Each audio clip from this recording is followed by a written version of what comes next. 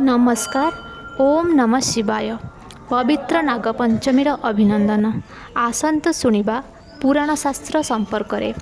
राजा परीक्षित दक्षास्त्र नामक एक सर्प दंशन फल मृत्युवरण करथिले। फल परीक्षित राजंकर पुत्र जन्मज साप मानक ठारु प्रतिशोध नेबा पई सर्वशत्रंग नामक एक यज्ञर आयोजन करथिले।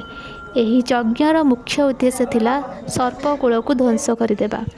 एही यज्ञर अग्नि रे बहु साप आकर्षित होई आसी मृत्युवरण करथिले। सापकूलर वंश लोप पाइजिबा भୟରେ अस्तिका देव मानसा देवींकर पुत्र आसी जन्मजଙ୍କୁ ज्ञान प्रदान करथिले ओ अनुरोध मध्य करथिले। ଏହା ଫଳରେ ଜନ୍ମଜଙ୍କର କ୍ରୋଧ ଶାନ୍ତ ହୋଇଥିଲା ଆଉ ସେ ଯଜ୍ଞ ବନ୍ଦ କରିଦେଇଥିଲେ। ସେବେଠାରୁ ସାପମାନଙ୍କର ସୁରକ୍ଷା ପାଇଁ ନାଗପଞ୍ଚମୀ ପାଳନ ହୋଇ ଆସୁଅଛି।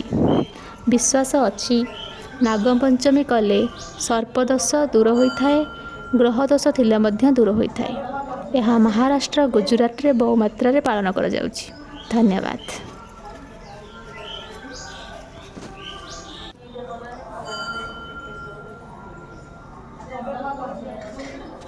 मो वीडियो किपर लगिला मते कमेंट करके जणाइबे।